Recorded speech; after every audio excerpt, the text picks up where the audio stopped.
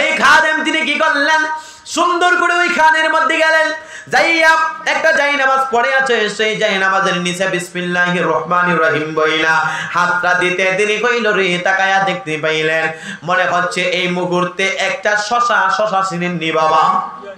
চিনেন? আমরা সবজির মধ্যে যে শশা খাই, এই শশা মনে হচ্ছে এখানে কেউ এনে রেখে দিয়েছে। সেই শশাটা তিনি খেলেন, খাওয়ার পরে ডাক দিয়া বলেন হুজুর বেয়াদবি ক্ষমা করবেন, ও আমার মুর্শিদ কেবলা সেই শশাটা কোন জায়গা থেকে এসেছে? বলতেছে কেন, কি হয়েছে? বলেন হুজুর আমার জীবনে যত খাবার আমি খাইলাম শশা তো পানির মতো হয়, কিন্তু এই খাবারটা আমার মনে হচ্ছে একটু ভিন্ন ধরনের খাবার। আল্লাহর ওলি মনসুর হাল্লাজ ডাক দিয়া বলেন পাগলা, এই শশাটা দুনিয়ার কোন শশা না, আমার আল্লাহ পাক রব্বুল আলামিন, আমি আল্লাহর দরবারে বললাম আল্লাহ আমার খাদেম শশা, আমার খাদেম খাবার খাওয়ার জন্য বড় অস্থির হয়ে আছে, আল্লাহ আপনি একটা খাবারের ব্যবস্থা করে দিন। আমার আল্লাহ জান্নাতি খাবার শশা এখানের মধ্যে যাই নামাজের নিচে সুন্দর করে আল্লাহ রিজার্ভ করে দিয়েছে। ভারতবর্ষে একজন আল্লাহর ওলি, যার নাম হচ্ছে নিজামউদ্দিন আউলিয়া। নাম কি? আস্তে বলেন, নাম কি? নিজামউদ্দিন আউলিয়া। তিনি এমন একজন আল্লাহর ওলি ছিলেন, তিনি সকালবেলা উজু করতেন, তিনার খাদেম উজুর পানি দিত, কিন্তু তিনি দরবারে উজু করতেন না, তিনি চলে যাইতেন খানে কাবা শরীফে। আরে জোরে বলুন, বলবেন হুজুর আজগুবি ওয়াজ করেন নাকি? বলে না, নিজামউদ্দিন আউলিয়াকে জিজ্ঞেস করা হয়েছে প্রায় 40 বছর, হুজুর আপনি ফজর নামাজ পড়েন না আমরা দেখি না, কিন্তু আপনি ফজর নামাজ কেন পড়েন না? উনার খাদেম মুরিদ আমরা জিজ্ঞাসা করেছি। বলেন বাবারে, অনেক অনেক মানুষ জমে চলে আসতো, একজন আলেম যদি নামাজ না পড়ে দিলে সমস্যা না? এটা বলে মনসুর হাল্লাজের ঘটনা বলছি। নিজামউদ্দিন আউলিয়াকে প্রশ্ন করা হয়েছে, হুজুর আপনি একজন আলেম মানুষ, আমরা আপনার কাছে মুরিদ হয়েছি, বায়াত হয়েছি, কিন্তু আমাদের কি প্রশ্ন করা হয় আপনি এত বড় একজন আল্লাহর ওলি হইয়া নিজেকে ওলি দাবি কইরা আপনি ফজর নামাজ পড়েন না, এবং আপনি যে ঘরে পড়েন সেটা আমাদের বুঝে আসে না, আপনি কোন জায়গায় ফজর নামাজ পড়েন না পড়েন এটার উত্তরটা দিতে হবে। নিজামউদ্দিন আউলিয়া আশ্চর্য হইয়া বললেন, তাহলে আর কোন ব্যক্তি কি বাকি আছে আমার প্রশ্নের উত্তর নেওয়ার জন্য? সকলকে ডাকো। সুবহানাল্লাহ বলেন। সকল মানুষ আসলেন। আসার পরে নিজামউদ্দিন আউলিয়া ডাক দিয়া বলতেছেন, আমার খাদেম যখন আমাকে উজু করায় দেয়, কি করায় দেয়? আওয়াজ দিয়ে বলেন, কি করায় দেয়? আমার খাদেম যখন আমাকে উজু করায় দেয়, আমি আমার রুমে চলে যাই, আমার আল্লাহ পাক রব্বুল আলামিন একটি কুদরতি বাহন পাঠায়া দেয়, সেই বাহন পাঠানোর কারণে আমি চলে যাই খানে কাবা শরীফে, ওইখানে যাই আমি ফজর নামাজ আদায় করি। ফজর নামাজ আদায় কইরা খানে কাবা শরীফে বৈশা কতক্ষণ পর্যন্ত আল্লাহর ইবাদত কইরা আমি মুরাকাবা মুশাহাদা কইরা শেষ পর্যন্ত আবার যুহর নামাজ আমি আমার দরবারে পড়ি। সুবহানাল্লাহ। আর জোরে বলুন সুবহানাল্লাহ। এটা আল্লাহর ওলিদের কারামত। এই মুসলমান, বাংলাদেশে, ভারতে, পাকিস্তানে অনেক সময় দেখা যায় সঠিক আল্লাহর ওলি নাকি ভণ্ড আল্লাহর ওলি, তাদেরকে চিনা বড় দায়। কেন? যেই জিনিস যত আসল তার নকল তত বাহির হয়। কথা বলেন না কেন? এ মুসলমান বাবা ভাইয়েরা, হযরতে মনসুর হাল্লাজ রাহমাতুল্লাহি আলাইহি তাযকিরাতুল আউলিয়ার মধ্যে কিতাবের আলোচনাটা লুকানো রয়েছে। হযরতে মনসুর হাল্লাজ রাহমাতুল্লাহি আলাইহি তিনি কি করলেন, তিনি আরেকজন খাদেম ছিলেন যার নাম হইল মাআরি। মাআনি একজন খাদেম ছিলেন। সেই মাআনি খাদেম জায়গায় জায়গায়, শুধু যেই জায়গার মধ্যে যাইতো মুর্শিদের প্রেমে গজল গাইতেন, মুর্শিদের প্রেমে শুধু গান গাইতেন, মুর্শিদের প্রেমে গজল গায় আর গান গায়, মানে এক বেকারে লোকটা ইবাদত করে পাশাপাশি শুধু মুর্শিদের প্রেমে পাগল হয়ে যায়। এ মুসলমান বাবা ভাইরা, এমন ভাবে শুধু মুর্শিদ মুর্শিদ জপে লোকটাকে হঠাৎ করে এলাকার কিছু মানুষ তাকে নিয়ে গেলেন রাজার দরবারে। দায়া ডাক দিয়া বলেন, ও রাজা, এই যে ব্যক্তিটা রয়েছে মাহারি, এই লোকটা শুধু মুর্শিদের প্রেমে গজল গায়ে, মুর্শিদ কালীর মুর্শিদ মুর্শিদ করে, নামাজও পড়ে, ইবাদতও করে, আর নামাজ ইবাদতের পাশাপাশি শুধু মুর্শিদের প্রেমে পাগল হয়ে যায়। মুর্শিদে তুমি বিনে এই জগতে বান্ধব আমার কেহ নাই, মুর্শিদ তুমি বিনে এই জগতে বান্ধব আমার কেহ নাই। খুঁজতে যাইয়া আল্লাহ নবী সামনে পাইলাম মুর্শিদের ছবি গো ওরে আমার যাহাই আছে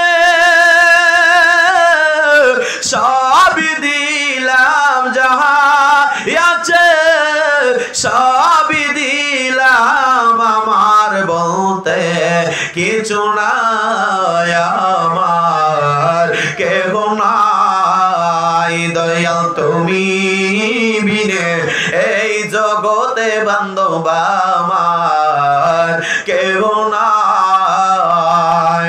বন্ধুরি আমার, আমি জানি না আমার ওয়াজ কেমন লাগতেছে আপনাদের কাছে। আপনি যদি একজন কামিল পীর মুর্শিদের কাছে বায়াতে রাসূল গ্রহণ করেন, এই কামিল পীর মুর্শিদ আপনাকে কিছু তবকা কিছু স্তর আপনাকে দেখাই দেবে। সেই স্তরগুলা হইল কলব কি জিনিস, লতিফায়ে কলব জিনিস, সের আকসফা কি জিনিস, মুরাকাবা মুশাহাদা কি জিনিস, ফানাফিল্লাহ বাকাবিল্লাহ কি জিনিস। এই যে কিছু গোপন তথ্য রয়েছে আল্লাহর ওলির কাছ থেকে, আল্লাহর ওলি দিয়া এমন ভাবে নবী পর্যন্ত নবী দেখার একটা মেডিসিন হইল। এ মুসলমান, যেই মাত্র এই মুরিদরা বাহারি মুরিদরা তিনি কি করলেন, যে কোন জায়গায় যায় শুধু মুর্শিদের প্রেমে গজল গায়, গান গায়। হঠাৎ কইরা এলাকার মানুষ তারা কি করলো, এই মাইকটা ধরে লাগাও, চলবে চলবে, কথা বোঝা যায় বাবা। এই ব্যক্তিটা যেই মাত্র সব জায়গায় শুধু পাগলের মতো মুর্শিদের নাম লয়, হঠাৎ কইরা কিছু মানুষ তারা দইরা রাজার কাছে নিছে। ও রাজা, এই ব্যক্তিটা ইবাদত করে বলো ঠিক আছে, সুন্দর ভালো মানুষ ছিল, কিন্তু ইদানিং দেখা যায় খালি মুর্শিদের প্রেমে পাগল হয়। আমি আপনাদের কাছ থেকে জানতে চাই, একটা ছেলে একটা মেয়ের প্রেমে পইরা 20 লাগে ফাঁসি লাগে আছে কিনা? নাই, আসেনি আসেনি। একটা ছেলে একটা মেয়ের প্রেমে পইরা, বাংলাদেশের একটা ঘটনা, ইউটিউবার ভাইয়েরা একটু রেকর্ড করো ব্যাপারটা। বাংলাদেশের একটা আলোচনার এখন বর্তমান সমালোচনা টপ লেভেলের, বিশ্বের বাংলা ভাষাভাষী যারা ইসলাম মুসলমান, যে কথা বলছিলাম, এই মুরিদের শুধু মুর্শিদের প্রেমে পাগল হয়েছে, এটা আবার জাতে মাতাল না, তাহলে ঠিক আছে, সে ইবাদত করে আবার ফাঁকে ফাঁকে মুর্শিদের প্রেমে পাগল হয়। জোরে বলুন আল্লাহু আকবার। মনে আছে কথা? হযরতে মনসুর আল্লাস রহমাতুল্লাহি আলাইহি, তিনার একটা মুরিদ যার নাম হইল মারি। এই মারি এমন ভাবে যেই মাত্র মানারিও সম্ভবত মারি হবে তার নাম, এবার যেই মাত্র তাকে ধইরা নিয়ে গেলেন রাজ দরবারে, ডাক দিয়া বলেন, এ পাগলা, তুমি কেন তোমার এই মুর্শিদের নামে এত পাগল পাড়া হয়ে যাও, তোমার কাছ থেকে একটু জানতে চাই। এই ছেলেটা ডাক দিয়া বলেন, হুজুর, ও আমার রাজা বাদশা, আপনার কাছে আমি বলে দিয়া যাই কেন আমার মুর্শিদে পাগল হয়ে গেলাম। আমার মুর্শিদের প্রেমে এই জন্য আমি পাগল হইলাম। আমি একদিন ক্ষুধার্ত অবস্থায় মুর্শিদে আমি দেখলাম, আমি গেলাম একটা জঙ্গলার ভিতরে, তখন সময়ে তখন কিছু কিছু কাশ্মীরে দেখবেন বরফ পড়ে আছে কিনা নাই, কথা বলেন, কাশ্মীরের মধ্যে দেখবেন বরফ পড়ে। এমন বরফ পড়ার মধ্যে আমি হঠাৎ করে গিয়েছিলাম, আমার পেটের খিদায় আমি অস্থির হয়ে গেলাম, কিন্তু কোনোভাবে আমার পেটের খিদা নিবারণ করতেছিলাম না। কিন্তু তাকায়া দেখতে পাইলাম, যাইতে যাইতে জঙ্গলার ভিতরে পাহাড়ের একটা করোনাড়ের মধ্যে আমার মুর্শিদ হযরতে মনসুর হাল্লাস তিনি আল্লাহর দরবারে জিকিরে মজনু হয়ে গেলেন। বলুন সুবহানাল্লাহ। এই দিক দিয়া বরফ পড়ে, সেই দিক দিয়ে আমার মুর্শিদ কেবলা তিনি এমন ভাবে আল্লাহর প্রেমে জিকির আজকার করে, সেটা দেখে আশ্চর্য হয়ে গেলাম। ওইখানের মধ্যে আমিও জিকিরের মধ্যে সুন্দর করে আমি তিনার সাথে ছিলাম, জিকির শেষ করলাম। শেষ করার পরে মনসুর খাল্লাদ আমার মুর্শিদ কেবলা জেগায়, বাবারে তুমি এই পাহাড়ের মধ্যে এই জঙ্গলার মধ্যে কেন আসলা? ডাক দিয়া বলেন, হুজুর, আমি একটা কাজের জন্য এসেছিলাম, কিন্তু আইসা আমার পেটের খিদা আমার বড় আশ্চর্য হয়ে গেলাম। খিদার কারণে আমি মনে হয় এই মুহূর্তে আমি মারা যাব। আমার মুর্শিদ কেবলা হযরতে মনসুর হাল্লাদ ডাক দিয়া বলেন, পাগলা রে, তুমি এক কাজ করো, ওইখানে দেখো একটা গাছের নিচে একটা এমন ভাবে জায়নামাজ আমার আরেকটা আছে, সেই জায়নামাজের নিচ থেকে দেখো সেখানে কিছু খাবার আছে, সেই খাবারটা বিসমিল্লাহ বলে হাতটা রাখবা, সাবধান জায়নামাজটা তুমি উল্টাইবা না, বিসমিল্লাহ করে হাত রাখি এখানে যেই খাবার পাইবা সেই খাবারটা আমার সামনে তুমি খাইবা। বলুন সুবহানাল্লাহ। এই খাদেম তিনি কি করলেন, সুন্দর করে ওই খানের মধ্যে গেলেন, যাইয়া একটা জায়নামাজ পড়ে আছে, সেই জায়নামাজের নিচে বিসমিল্লাহির রহমানির রহিম বইলা হাতটা দিতে তিনি কইল রে, তাকায়া দেখতে পাইলেন মনে হচ্ছে এই মুহূর্তে একটা শশা চিনেন নি বাবা? চিনেন? আমরা সবজির মধ্যে যে শশা খাই, এই শশা মনে হচ্ছে এখানে কেউ এনে রেখে দিয়েছে। সেই শশাটা তিনি খেলেন, খাওয়ার পরে ডাক দিয়া বলেন, হুজুর বেয়াদবি ক্ষমা করবেন, ও আমার মুর্শিদ কেবলা সেই শশাটা কোন জায়গা থেকে এসেছে? বলতেছে কেন, কি হয়েছে? বলেন হুজুর আমার জীবনে যত খাবার আমি খাইলাম শশা তো পানির মতো হয়, কিন্তু এই খাবারটা আমার মনে হচ্ছে একটু ভিন্ন ধরনের খাবার। আল্লাহর ওলি মনসুর হাল্লাজ ডাক দিয়ে বলেন, পাগলা এই শশাটা দুনিয়ার কোনো শশা না, আমার আল্লাহ পাক রব্বুল আলামিন, আমি আল্লাহর দরবারে বললাম, আল্লাহ আমার খাদেম শশা, আমার খাদেম খাবার খাওয়ার জন্য বড় অস্থির হয়ে আছে, আল্লাহ আপনি একটা খাবারের ব্যবস্থা করে দিন। আমার আল্লাহ জান্নাতি খাবার শশা এখানের মধ্যে যাই নামাজের নিচে সুন্দর করে আল্লাহ রিজার্ভ করে দিয়েছে। আর জোরে বলুন সুবহানাল্লাহ। ওলিদের কারামত সত্য বাবা, সত্য। ওলিদের কারামত পাওয়ার আল্লাহ দিছে, না দিলে আল্লাহর ওলিরা এই কাজ করতে পারতো না। এ মুসলমান বাবা ভাইরা, হঠাৎ কইরা মনসুর হাল্লাজ ডাক দিয়ে বলেন, পাগলা রে খাইছো বলে হুজুর পেট ভরছে বলে ভরছে, ঠিক আছে তুমি বাড়ি চলে যাও। বাড়ি চলে গেলেন। আরো কিছুদিন পরে হঠাৎ কইরা ডাক দিয়ে বলেন, আমি কিছুদিন পরে যখন গেলাম আবার যাইয়া দেখলাম আমার হুজুর কেবলা ওইখানে পাথরের উপরে এই ঠান্ডার মধ্যে তিনি আল্লাহর দরবারে জিকির করেন, সুবহানাল্লাহ ওয়ালহামদুলিল্লাহ লা ইলাহা ইল্লাল্লাহ, বলুন সুবহানাল্লাহ ওয়ালহামদুলিল্লাহ লা ইলাহা ইল্লাল্লাহ, লা ইলাহা ইল্লাল্লাহ, লা ইলাহা লা ইল্লাল্লাহ মুহাম্মাদুর রাসূলুল্লাহ সাল্লাল্লাহু তাআলা আলাইহি ওয়াসাল্লাম। বন্ধুরে আমার, যেই মাত্র এই ব্যক্তিটা আবার ওই মুর্শিদের দরবারে গেলেন, মুর্শিদ সুন্দর কইরা তিনি ইবাদত করেন পাথরের উপরে, এমন ভাবে যেই মাত্র পানি পড়ে, কি বলে এটারে, বরফ পড়তেছে, সেখানে তিনি ইবাদত করেন। যাই আবার ইবাদত শেষ হওয়ার পরে বলেন, হুজুর আপনার কাছে একটা আরজি নিয়ে আমি আসলাম। বলেন, বাবারে কি আরজি তুমি নিয়ে আসলা? এই খাদেমটা কেন মুর্শিদের নাম বেশি বেশি জপে, এই কারণে তার এই ঘটনাটা সে বলতেছে রাজার কাছে। বলতেছে, আমি যখন আবার গেলাম, যাইয়া আমার মুর্শিদ কেবলা ইবাদত শেষ করার পরে বললাম, হুজুর আমার একটা অনুরোধ আছে। বলে, বাবা কি অনুরোধ? আমি বড় গরিব মানুষ, আমার কিছু পুঁজি নাই, কোনো কিছু নাই, আমি ব্যবসা বাণিজ্য করার মতো কোনো ক্ষমতা আমার নাই, আপনি যদি আমাকে কিছু একটা পুঁজির ব্যবস্থা করে দিতেন, আমি ইবাদত করতাম, পাশাপাশি আমি ব্যবসা বাণিজ্য করে আমার সংসারটা চালাইতাম। মুসলমান বাবা ভাইয়েরা, কেন আমরা ওলির দরবারে দৌড়াই, কেন আমরা ওলিকে বড় তাজিম করে সম্মান করে মাজার জিয়ারত করি? হঠাৎ কইরা বলতেছেন, আমি তাকাইয়া যে মাত্র আমার মুর্শিদ কেবলার কাছে এই কথাটা বলতে তিনি কইল, আমার হুজুর বলেন, পাগলা রে তুমি আগের যে যাই নামাজের নিচ থেকে শশা তুমি খেয়েছিলে, সেই এই যাই নামাজ নিচে যাইয়া দেখবা কিছু অর্থ আছে, কিছু স্বর্ণ অলংকার রয়েছে, সাবধান, যদি তুমি লুপ করো তোমার ক্ষতি হবে। সেইখানে যাইয়া যাই নামাজ থেকে তুমি এক খাবলায় তোমার যতটুকু হয় সেইগুলো তুমি নিবা, নিয়া এগুলো বিক্রি করে তুমি এমন ভাবে ব্যবসার জন্য রওনা হয়ে যাইবা। একবার আওয়াজ করে বলা যাবে কি সুবহানাল্লাহ। আল্লাহ তাআলা কোরআনে বলেন, وَأَحَلَّ اللَّهُ الْبَيْعَ وَحَرَّمَ الرِّبَا। আল্লাহু আকবার। এ মুসলমান, যারা সুদ খায়, যারা মদ খায়া, যারা মদ বিক্রি করে, তারা তো টাকা ইনকাম করে না? আর যারা দুধ বাজারে বিক্রি করে, তারা তো টাকা ইনকাম করে। তাহলে দুটো টাকা কি সমান হয়েছে? কথা বলেন, সমান হয়েছে? সম্মান নিয়া একদিন বাঁচাটা যথেষ্ট, আর অসম্মান হইয়া 1000 বছর বাঁচার কোনো দরকার নাই। ঈমান নিয়া যদি একদিন বাঁচতে পারেন, সেই ঈমানের দাম আছে। বেঈমান হইয়া সারা বছর আপনি বাঁচেন, কোনো লাভ নাই। আল্লাহ কোরআনে বলছেন, ওয়া আহাল্লাল্লাহুল বাইআ ওয়া হাররামার রিবা। আল্লাহ ব্যবসারে হালাল করছেন, সুদরা হারাম করছেন।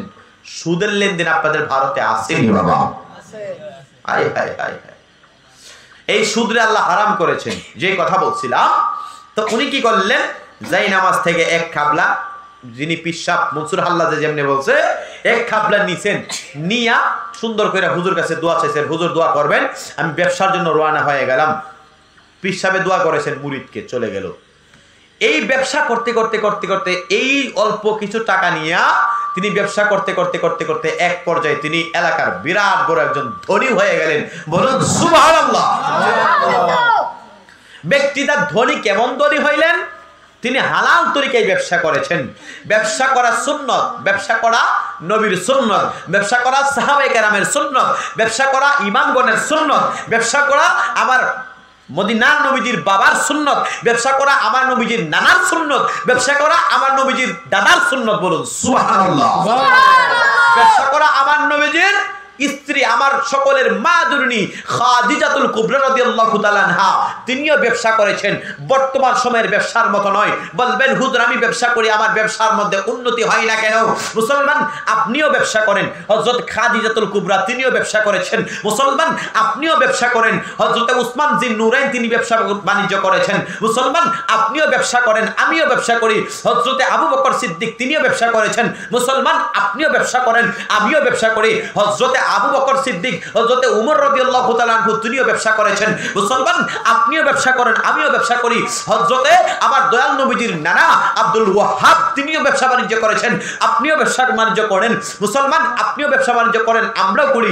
আমার দয়াল নবীজির আব্বাজান হযরত খাজা আব্দুল্লাহ তিনিও ব্যবসা বাণিজ্য করেছেন। তাদের ব্যবসা বাণিজ্য আর আমাদের ব্যবসা বাণিজ্য কি সমান হয়েছে? কথা বলেন। আমরা ব্যবসা বাণিজ্য করলে ওজনে কম দেই, কি করি? আওয়াজ দিয়ে বলেন। আমরা ব্যবসা বাণিজ্য করলে ওজনে কম দেয়, আর তারা ব্যবসা বাণিজ্য করলে ওজনে বেশি দিছে। সুবহানাল্লাহ বলেন না? আমাদের ব্যবসায় বরকত হয় না, আমাদের ইনকামে বরকত হয় না।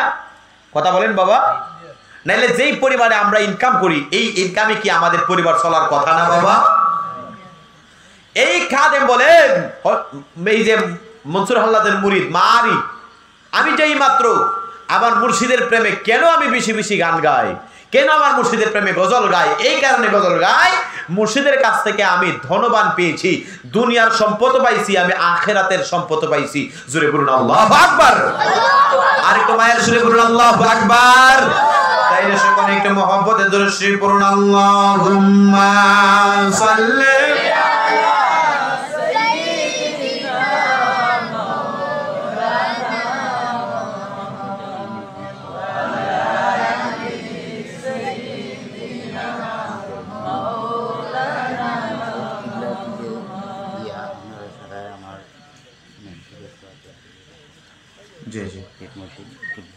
আপনারা কি চলে যাচ্ছে? আহল কি শেষ নানি? একটু দ্রুত পড়ুন আল্লাহুম্মা সাল্লি। শেষ করে দেব আর ছোট্ট একটা আলোচনা বলে আপনাদের কাছ থেকে বিদায় নিব, যেহেতু প্রায় 12টা হয়ে আসছে। কয়টা বাজে? 12:15 হয়ে আসছে। ভাইরা আবার শুনেন, যে কথা বলছিলাম আল্লাহর ওলিদের কারামত আলোচনা করা হয়েছে। বিশেষ করে একটা নবীজির ছোট্ট একটা ঘটনা বলে আপনাদের কাছ থেকে বিদায় নিয়ে নিব ইনশাআল্লাহ।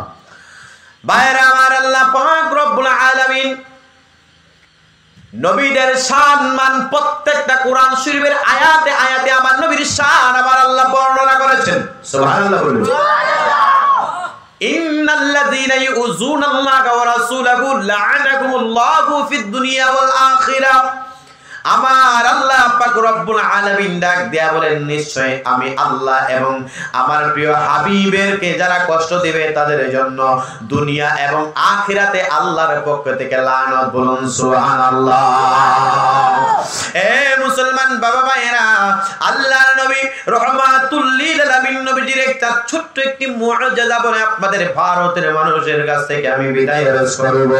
এ বন্ধুরে আমার, এই আমার ভাইয়েরা, বন্ধুরা, বাবারা, আল্লাহর নবী রাহমাতুল লিল আলামিন নবীজির শান মান আমার আল্লাহ কেমন করে বানিয়ে দিয়েছেন। ওয়া রাফা'না লাকা যিকরাক, আমার আল্লাহ নবীজির শান মান উর্দে করে দিয়েছেন। বলুন সুবহানাল্লাহ। এ বন্ধুরে আমার, নবীর শান মান আমার আল্লাহ কেমন করে বানিয়ে দিয়েছেন। হযরতে মুসা আলাইহিস সালামের মুআজিজা একটা লাঠি ছিল, সেই লাঠিটা জমিনে ফেলে দিলে সাপ হয়ে যাইত। সুবহানাল্লাহ বলুন। আপনার আমার দয়াল নবী রাহমাতুল লিল আলামিন নবীর একটা মুআজিজা। অনেকে বলবেন হুজুর আমার নবীজির কি সাপের মুআজিজা নাই? আমার দয়াল নবী রাহমাতুল লিল আলামিন নবীজির সাপের মুআজিজা হইল রে ভারতের মুসলমান। আমার দয়াল নবীজির একজন সাহাবী যিনার নাম হইল হাবিব রাহমাতুল্লাহ। হযরত হাবিব রাদিয়াল্লাহু তাআলা তিনি একদিন রাস্তা দিয়ে যাওয়ার সময় তিনি তাকায়া দেখতে পাইলেন তিনার পায়ের মধ্যে কি যেন একটা আঘাত লাগছে। আমরা যদি খালি পায়ে চলি, খালি পায়ে চলার সময় আপনাদের পায়ের মধ্যে আঘাত লাগে না নি? জমিনের মধ্যে যখন আপনি জমি চাষ করতে যাবেন তখন খালি পায়ে থাকার কারণে আপনার পায়ের মধ্যে শামুকের খুশা লাগতে পারে, অন্যান্য কোনো কিছু লাগার কারণে পায়ের মধ্যে ব্যথা হইতে পারে। মুসলমান বাবা ভাইয়েরা, আল্লাহর নবীর সাহাবী হযরত হাবিব রাদিয়াল্লাহু তাআলা আনহু তিনি যে মাত্র খালি পায়ে জংলা দিয়া তিনি যাচ্ছিলেন, তাকায়া তিনি দেখতে পাইলেন পায়ের মধ্যে কি যেন একটা লেগেছে। লাগার কারণে তিনি একটু ব্যথা পাইলেন, পাওয়ার কারণে তিনি বাড়িতে গেলেন। বাড়িতে যাইয়া মায়ের কাছে বললেন, মা, সকলে আওয়াজ দিয়ে বলেন মা। লজ্জা করেন কেন বাবা? জুড়ে বলেন মা। আরেকটু মায়ার শুনে বলুন মা। ওই সন্তানটা মায়ের কাছে যাইয়া বলেন, মা আমার কি যেন শরীরটা অসুস্থ অবস্থা হয়ে গেল, ব্যথা ব্যথা করে রে মা। এই মা দুঃখিনী তিনি কি করলেন? বাবার কাছে যাইয়া বললেন। হযরত হাবিব রাদিয়াল্লাহু তাআলা আনহু তিনার মা তার বাবার কাছে বললেন, ও হাবিবের বাবা, সন্তানটা কি যেন একটা অসুস্থ হয়ে গেল, তাকায় দেখো তার শরীরের মধ্যে তাপ চলে আসলো, জ্বর চলে আসলো। এই মুসলমান বাবা ভাইয়েরা রে, সন্তান যে কোনো জায়গার মধ্যে বিপদে পড়ে সবার আগে খবরও জানে তার মা। জোরে বলুন ঠিক কিনা? একমাত্র কারণ আমি রিসার্চ করে দেখলাম সন্তানে বিপদে পড়লে মা কেন সবার আগে খবর জানে? মায়ের নাভির সাথে সন্তানের একটা নাভির কানেকশন। বলুন সুবহানাল্লাহ। মায়ের নাভির সাথে সন্তানের নাভির একটা কানেকশন রয়েছে। বন্ধুরি আমার, 10 মাস 10 দিন সন্তান কোনো কিছুই খাওয়ার কোনো ইচ্ছা করতে পারবে না। মায়ে যা খাইছে সন্তানটাও তাই খেয়েছে। এই মা দুঃখিনী যে মাত্র হাবিব রাদিয়াল্লাহু তাআলা আনহু বাবার কাছে যাইয়া বললেন, ও বাবা, ওই হাবিবের বাবা সন্তানটা অসুস্থ অবস্থায় হয়ে গেল। আমি আপনাদের কাছ থেকে জানতে চাই, কোন সন্তান অসুস্থ হয়ে গেলে মা বাবার টেনশন লাগে কি লাগে না? জুড়ে বলুন লাগে কি লাগে না? এই সন্তানটার বাবা মা দুজনে আশ্চর্য হয়ে গেলেন। সন্তানের কাছে যাইয়া দেখলেন অসুস্থ অবস্থায় শরীরটা পুরোটা শরীর নীল রঙের হয়ে গেল রে বাবা। এমন একটা নীল রঙের হয়ে গেল, নীল রঙের হয়ে যাওয়ার কারণে পুরোটা শরীরের মধ্যে যেন বিশ্বে নীল হয়ে গেল। চোখগুলো এমন ভাবে লাল টকটকে লাল হয়ে গেল। এই অবস্থায় হযরত হাবিব রাদিয়াল্লাহু তাআলা আনহু তিনি সুন্দর করে নামাজ যখন আদায় করেছেন জামাতে। বলুন সুবহানাল্লাহ। আল্লাহ কোরআনে বলেছেন, ওয়া আকিমুস সালাতা ওয়া আতুজ যাকাতা ওয়ারকাউ মা'আর রাকিঈন। আল্লাহ বলেন, আমি আল্লাহ কোরআন শরীফে 82 বার নামাজের কথা বলেছি বান্দাকে নামাজ পড়ার জন্য। বলুন সুবহানাল্লাহ। নামাজ ব্যতীত ওলি হওয়া যায় না, নামাজ ব্যতীত বন্দেগী চলে না। সকল ইবাদতের মূল হচ্ছে নামাজ। বলুন সুবহানাল্লাহ। নবী মান্না নামাজ পড়বেন, লাভ হবে। যেই আমলে নবী নাই সেই নামাজ কবুল হবে না। মুসলমান এরপরে তিনি নামাজ আদায় করেছেন, নামাজ আদায় কইরা অসুস্থ অবস্থায় এশার নামাজ পড়ে তিনি শুয়ে গেলেন। সারাটা শরীর আস্তে আস্তে আস্তে আস্তে আস্তে আস্তে নীল হয়ে গেল। চক্ষু দুইটা লাল টক টক টক বক সূর্যের মতো হয়ে গেল। মুসলমান বাবা ভাইয়েরা, এই চক্ষুটা লাল, শরীরটা নীল হয়ে গেল। বাবা মা কান্দে নাকি হাসে? হাসতে বলে বাবা মা এমন একটা অমূল্য সম্পদ। আমার আল্লাহ কোরআনে ডাক দিয়ে বলেন, وَقَضَى رَبُّكَ أَلَّا تَعْبُدُوا إِلَّا إِيَّاهُ وَبِالْوَالِدَيْنِ إِحْسَانًا। বলুন আল্লাহু আকবার। এ মুসলমান বাবা ভাইরা, আল্লাহ বললেন বাবা মা যেন শব্দটা উচ্চারণ না করে। আজকে আমরা বাবা মা বৃদ্ধ হয়ে গেলে তাদেরকে একটা নতুন বউ পাইয়া বাবা মারে আলাদা কইরা দেয়, আছে কিনা? বাবা মা যদি কষ্ট পায় আল্লাহর আরশ পর্যন্ত কেঁপে ওঠে। মুসলমান, বাবা মাকে যারা কষ্ট দিয়েছেন এই ব্যক্তিটা কোনোদিন আল্লাহর ওলি হতে পারবে না। বাবা মা হচ্ছে ইবাদতের সেন্টার। বাবা মা কি? বাবা মা যদি কোনো সন্তানের উপর নারাজ থাকে এই ব্যক্তিটা জাহান্নামে যাওয়ার জন্য যথেষ্ট। বাবা মা যদি কোনো সন্তানের উপর রাজি থাকে এই লোকটা তার দুজাহান কামিয়াবি হয়ে যাবে। বলুন সুবহানাল্লাহ। এ মুসলমান বাবা মায়েরা, এই হাবিব তিনার মা বাবা সারা রাত বেবি কান্নাকাটি করলেন। এই দিক দিয়ে পানি পড়া খাওয়ায়, এই দিক দিয়ে অনেক ধরনের কাজকর্ম করে, কোনোভাবে কোনো লাভ হচ্ছে না। হঠাৎ কইরা আল্লাহ এই বান্দা হাবিব রাদিয়াল্লাহু তাআলা আনহু সকাল পর্যন্ত ফজর যখন মসজিদের মধ্যে আযান হয়ে গেল, আসসালাতু খায়রুম মিনান নাওম, আসসালাতু খায়রুম মিনান নাওম, মুয়াজ্জিন আযান দিয়ে দিলেন। এই আযান শোনার পরে তিনি কি করলেন? ছেলেটারে অসুস্থ অবস্থায়, দেখেন কি অবস্থা। সাহাবায়ে কেরামের ঈমান কত মজবুত ছিল। এত অসুস্থ হওয়ার পরেও তিনি নামাজ যখন আদায় করেছেন জামাতে, বলুন সুবহানাল্লাহ। আর আমরা ছোট্ট একটা গুড়া বাইর হইছে, গুড়া তো বুঝেন, হ্যাঁ, ছোট্ট একটা গুড়া বাইর হইছে, এটার কারণে আমরা নামাজ ছেড়ে দিই। আসেনি? শরীরের মধ্যে একটা ফসফের ফুটা বসছে, এটা ফালদায় গিয়ে আবার নামাজটা পড়তাম। থাক, ইমাম সাহেব যে গাইল আব্দুর রহমান নামাজ আইও, হুজুর লঙ্গিটা ফাক না, আসেনি? কথা বলেন না কেন? সাহাবায়ে কেরামের ঈমান কত মজবুত ছিল। তখনকার সময় মসজিদে এত টাইলস ওয়ালা ছিল না, এয়ার কন্ডিশন ছিল না, মসজিদ এত জাকজমক ছিল না। আজকে দেখলাম বাংলাদেশে 12 কোটি 14 কোটি 20 কোটি, ভারতে 25 কোটি টাকার জন্য মসজিদ করে। কি করে? কিন্তু মুসল্লি 12 জন। কয়জন? 12 জন। এই মসজিদ রাখার দরকার আছে? ভেঙে ফেলে মসজিদ, দরকার নাই তো সেই মসজিদ। যেই মসজিদে মুসল্লি থাকবে না সেই মসজিদ রাখা দরকার আছে? কথা বলেন, যুক্তি বুঝবেন। যেখানে নামাজ পড়লে মুসল্লি হবে এটা হচ্ছে মসজিদ। কার ঘর? জোরে বলেন, কার ঘর? মসজিদ যদি আল্লাহর ঘর হয় সেখানে যাইয়া মানুষ ইবাদত করবে। কি করবে? ইবাদত। আর মসজিদ আছে, এখানে ইবাদত করুন না নাই, এই মসজিদ রাখার দরকার আছে? এত কোটি টাকার মসজিদ দিয়ে কি হবে সেখানে যদি নামাজ না হয়? বাংলাদেশের একটা মসজিদ 12 কোটি টাকা খরচ করে মসজিদ করেছে, কিন্তু মুসল্লি হয় সর্বোচ্চ 12-14 জন। কয়জন? 12-14 জন। মানুষে যাইয়া ওইখানে মসজিদে যায়, মহিলারা মসজিদ দেখবার লাগা যা। এটা কি পার্ক বানাইছে নাকি? পার্ক, পার্ক বুঝেন? পার্ক দর্শনীয় জায়গা। মেয়ে ঢুকতেছে মসজিদের ভিতরে, ছবি তুলতেছে, লাইভ করতেছে, ছেলে ঢুকতেছে, প্রেমিক প্রেমিকা মসজিদের ভিতরে ঢুকতেছে, জুতা নিয়ে ঢুকতেছে, জুতা খুললা ঢুকতেছে। একটা তার মেয়েটার পর্দা কই আছে, তার কাপড় কোন জায়গায় আছে, এই মেয়েটার যে পর্দা করা মানে কি বলে ফরজ কথা, এটা কোথায় আছে? এখানের ভিতরে যে মেয়েটা যে না পাক, পাকের একটা ব্যাপার আছে, উজুর একটা ব্যাপার আছে, এটার কোন জায়গায় আছে? এত টাকা দিয়ে মসজিদ করে কি লাভ? ভাঙ্গা ফেলে মসজিদ তোমার। আগের দিনের মসজিদের মধ্যে খেজুর গাছের ডাল দিয়া ছাদ বানাইছে। কি বানাইছে? আসতে বলেন, খেজুর গাছের ডাল দিয়া ছাদ বানাইছে, কিন্তু ওইখানে মুসল্লি জায়গা দেওয়া গেছে না। সুবহানাল্লাহ বলেন। আপনারা কিতাব যদি ঘাটবেন দেখবেন যে ওইখানে 5 মাইল 10 মাইল 15 মাইল যাইয়া তারা নামাজ পড়ছে জামাতে আদায় কইরা। আর বর্তমান সময়ে গড়ের পিছনে মসজিদ, মসজিদে যাইতে মনে মনে ফরমুনে আসেনি? নবীজি বলেন যদি মসজিদের আশেপাশে বাড়িগুলা যদি মেয়ে এবং বাচ্চা না থাকতো এই বাড়িগুলো আমি আল্লাহ রাসূল আগুন দিয়ে পুরাই দিতাম।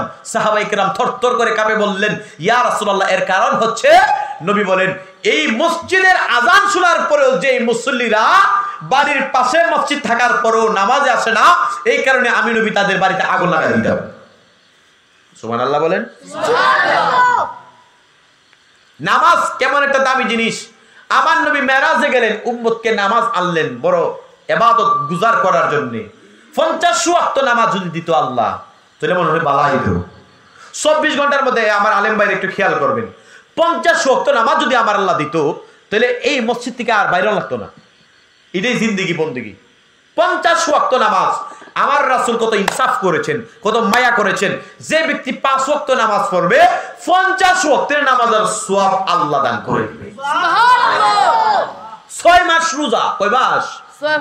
6 মাস রোজা যে ব্যক্তি পড়তো, এই ব্যক্তির কি আর শরীর বলতে কিছু থাকলোই না?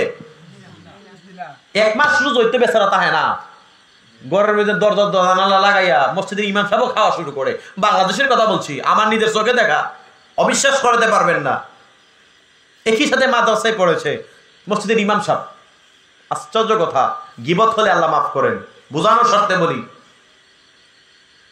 মুসলমান দরজা জানালা বন্ধ কইরা ঘরের মধ্যে খাইতেছে, আবার মুখটা এমন ভাবে ফুটরা বাইর হয় মনে হইতাছে যে 3 দিন ধরে না খাই হয়েছে। আসেনি? এই বাটফারা গলের লাগা রোজাইছে না, রোজাইছে কার লাগা জানেন? গরিব মানুষের লাগা। না খায়া, সেহরি না খায়া রোজা রাখে গরিব মানুষ। এই কথা বলেন, সেহরি না খায়া রোজা রাখে গরিব মানুষ। ইফতার করতে পারে না, বালা একটা জিনিস দিয়ে ইফতার করতে পারে না। খেজুর 160 টাকা দাম, ভালো খেজুরটা, এটা দিয়ে ইফতার করতে পারে না। অথচ গরিব মানুষরা বালা রোজা রাখে, ধনী মানুষ এত বড় আইটেম না খায়, এত বড় আইটেম। তার জন্য সেহরি আর ইফতার হইছে রোজা। ইচ্ছা মতো করে ডাহিটার মতো খাইব, আর সারাদিন ছবিও দেখবো, মুভিও দেখবো, আবার নাটকও দেখবো, হিন্দি সিরিয়ালও দেখবো, বাহুবলী সিনেমাও দেখবো। দেখে আবার যখন ইফতারটার সময় হয়ে যাবে গা, খাবার 14-15 জাত মিলাইয়া বাচ্চা কাচ্চা লইয়া বলবো খাইতো। আসেনি? আসেনি? এই কারণে আমার রাসূল বলেন, ধনীর চাইতে গরিবরা 500 বছর আগে জান্নাতে যাবে। সুবহানাল্লাহ। আর জোরে বলুন সুবহানাল্লাহ। এইরকম ধনী সব কিন্তু একরকম না। কিছু ধনী আছে, এই ধনীর বার ফুতাইতরা তারা নিজে খায় লাইব অনেকগুলা। সেহরি ইফতারের সময় অনেকগুলা খাবার নষ্ট করব, তার ঘরের পিছনে একটা গরিব মানুষ, তারে দেওয়ার ক্ষমতা নাই, দিবে না তো। কারণ তার ভিতরে অহংকারে ভরা। তার ভিতরে কি ভরা?